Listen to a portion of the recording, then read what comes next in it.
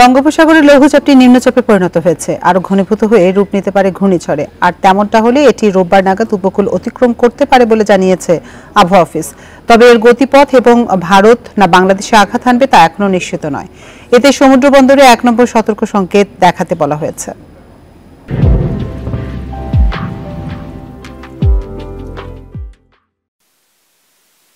বঙ্গোপসাগরের লঘুচাপ রূপ নিয়েছে নিম্নচাপে, যার কেন্দ্রে ৪৪ কিলোমিটারের মধ্যে বাতাসের সর্বোচ্চ গতিবেগ ঘণ্টায় ৪০ কিলোমিটার, যা আরও শক্তি সঞ্চার করে উত্তর পূর্ব দিকে এগোচ্ছে ঘণ্টায় ৫০ কিলোমিটার বেগে।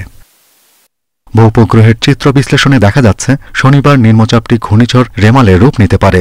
এর অগ্রভাগ মংলা, সাতক্ষীরা, পটুয়াখালী উপকূল অতিক্রম শুরু করতে পারে রোববার ভোর থেকে, যার কেন্দ্র বাংলাদেশের দক্ষিণ পশ্চিম অংশে।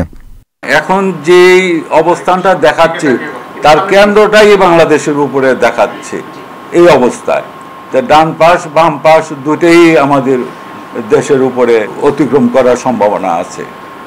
যে মডেলগুলি আমরা চালাচ্ছি সেই মডেলগুলি যেগুলি দেখতেছি আমরা, তাতে এটি সিভিয়ার সাইক্লোনের সম্ভাবনা আছে। ঘূর্ণিঝড় রোমেলের প্রভাবে সারা দেশে ভারী থেকে অতি ভারী বৃষ্টির শঙ্কা রয়েছে। উপকূল অতিক্রমের সময় জোয়ার থাকলে আছে জলোচ্ছ্বাসের পূর্বাভাস। আগামীকাল রাত থেকেই বৃষ্টিপাত শুরু হয়ে যাবে আমাদের উপকূলীয় জেলাগুলিতে, বিশেষ করে আপনার খুলনা, বরিশাল, পটুয়াখালী আপ টু চট্টগ্রাম পর্যন্ত জেলাসমূহের উপরে।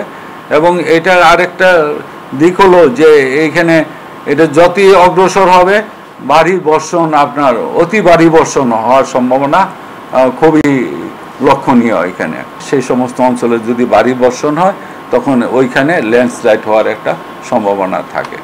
নিম্নচাপের কেন্দ্রে সাগর উত্তাল রয়েছে।